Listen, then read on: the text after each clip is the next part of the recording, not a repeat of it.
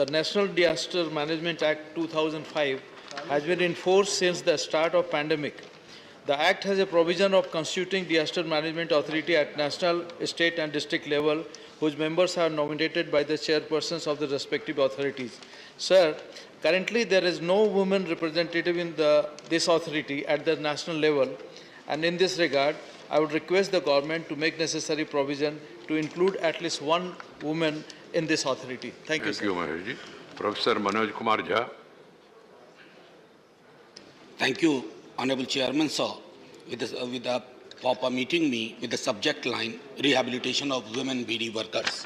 So, the BD industry in India is unorganized, unregulated, unchecked, and it poses a significant health risk to the workers employed in the BD rolling process. According to the Labour Ministry's annual report 2020-21, there are 50 lakh registered BD workers in India, and majority of them are women. These women work in unhygienic conditions and causing health deterioration in the form of exacerbation of tuberculosis, asthma, anemia, giddiness, postural and eye problems, and this puts them at risk of developing cancers of the lungs and thorax. It has been found that women BD workers are unaware of their rights, which makes them vulnerable to low wage rates, systemic exploitation, lack of social security, and limited access to various welfare schemes. The rehabilitation efforts of the government also had a low impact, with only 2,746 beneficiaries being provided placement in alternative jobs as of 31st December 2019.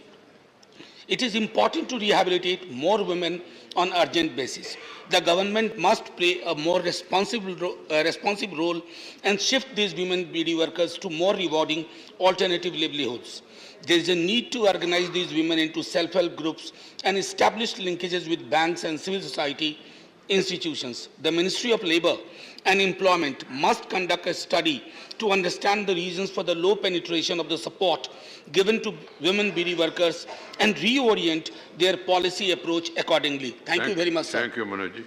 Dr. Prashant Nanda. Thank you, Chairman, sir. The topic of my special mention is delayed release of food subsidy by Government of India. Government and state procuring agencies with regard to permissible items of cost for procurement of rice to be borne by Government of India. The anticipated cost is required to be released in the form of advance subsidy at the rate of 90% of admissible claim on quantity basis in the first month of every quarter. Further, the state government, Odisha State Civil Supplies Corporation, the state agency responsible for procurement, shall be paid quarterly provisional subsidy after deduction of the advanced amount.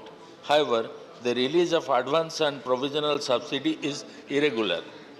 Odisha State Civil Supplies Corporation, the major procuring agency of the state government, is to receive rupees 9,317.25 crore as provisional subsidy and advance subsidy of rupees 2,400.33 crores, with the total subsidy claim standing at rupees 11,717.58 crore.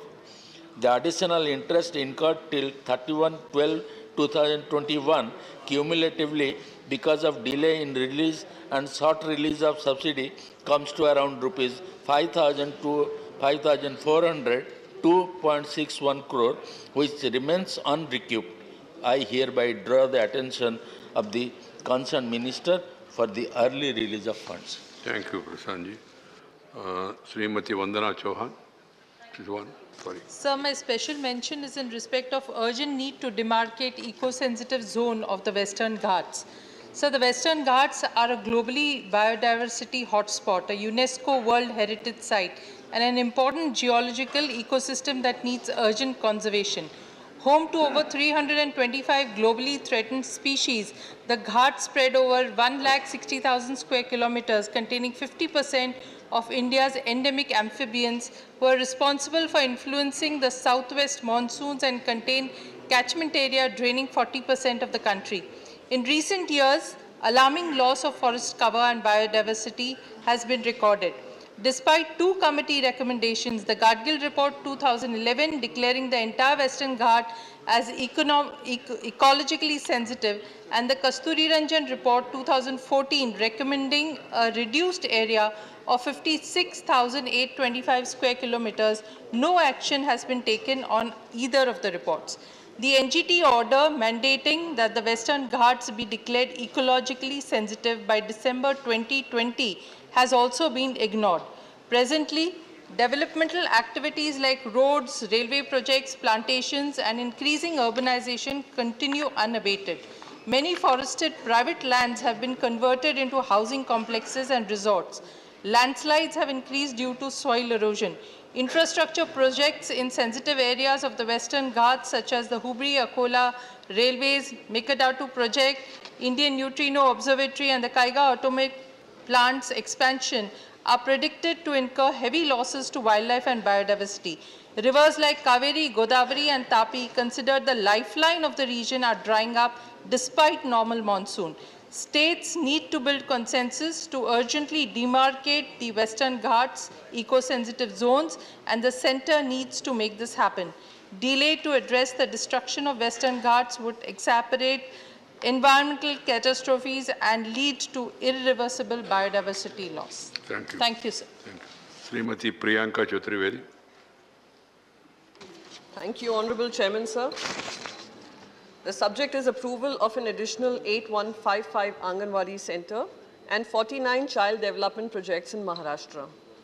I am raising a matter regarding the approval of an additional 8155 Anganwadi Center and 49 child development projects in the state of Maharashtra. The issue has been pending with the ministry since 2016. Anganwadi centers serve as the nodal agency for basic services under Integrated Child Development Services, that is nutrition, health, and preschool education. These centers provide affordable and accessible healthcare, aid in community mobilization, and are integral for eradicating malnourishment. As per National Family Health Survey 4 and NFHS 5, which is 2019-21, the prevalence of anemia and obesity or overweight has increased across all age groups. Hence, the importance of the Anganwadi centers is paramount. It is highly unfortunate that the matter regarding the approval of Anganwadi centers and child development projects has been pending since 2016. A reminder letter was sent to the Women and Child Development in 2019, but no action has been taken in this regard. The proposal is still pending with the ministry for further approval. Therefore, through this House, sir, and through you, sir, I urge the government to consider and approve the aforesaid proposal and reply to the Maharashtra government at the earliest. Thank you, sir. Sri Abir Ranjan Biswas. Sir. So my special mention is on need for parliamentary scrutiny on the policy regarding mining in no-go areas. In 2010, a study was done by Forest Survey of India that laid down certain parameters to determine whether areas should be open to mining or not. Some areas were recognized as no-go areas, and any clearances granted to them were revoked. This policy was never notified officially but followed de facto. However, the policy was eventually diluted and then abandoned entirely. The current situation is that there is a lack of a policy to determine which of the earlier designated no-go areas may or may not be mined. Some areas are recommended for mining on an executive level via office memoranda. Ministries coordinate among themselves. However, the clearance process keeps getting delayed even after the coal blocks have been auctioned. This delay proves harmful for the forest because the mining companies who win the auctions work to illegally dilute the forest density or acquire forest land and designate it as private land. Due to the environmental clearances being regulated via office memoranda, parliamentary scrutiny is completely skipped. This should ideally happen through acts or rules, and the same should be laid before the parliament. There is a need for central government to provide a clear policy regarding mining in no-go areas. The policy should be brought as an act or rules and should be subjected to parliamentary scrutiny. Further, the ministry should provide the allocation policy for projects in no-go areas and the procedure for clearances of the allocated blocks. Thank you, sir. Right. Dr. Fauzia Khan, you want to speak in Marathi? Sir पहिल्या राष्ट्रीय लॉकडाऊनपासून प्रवाशांसाठी जवळपास सर्व railway सेवा रद्द करण्यात आल्या आहेत. परंतु काही सेवा प्रवाशांना पूर्ववत करूनही पुरुष ज्येष्ठ नागरिकांसाठी प्रवास तिकीट भाड्यात 40% सवलत, महिला ज्येष्ठ नागरिकांसाठी 50% सवलत, तसेच 12 वर्षाखालील मुलांचीही सवलत थांबवण्यात आली आहे. वाढत्या महागाईच्या दबावाच्या वातावरणात आम्ही नम्रपणे विनंती करतो की सर्व सवलती सुविधा पुनर्सचित करावे आणि हजारो प्रवाशांना उपकृत करावे. सर, रेल्वेतून प्रवास करणे हा अर्ध्याहून अधिक नागरिकांचा अविभाज्य भाग असल्याने सवलत पुनर्सचित केल्याने या पैशाच्या तुटवड्याचा भार कमी होईल अशी मी विनंती करते. Sir, Right. He wants that concessions given to senior citizens and women and the children should be restored to pre-COVID levels. There is a message from Lok Sabha Secretary General.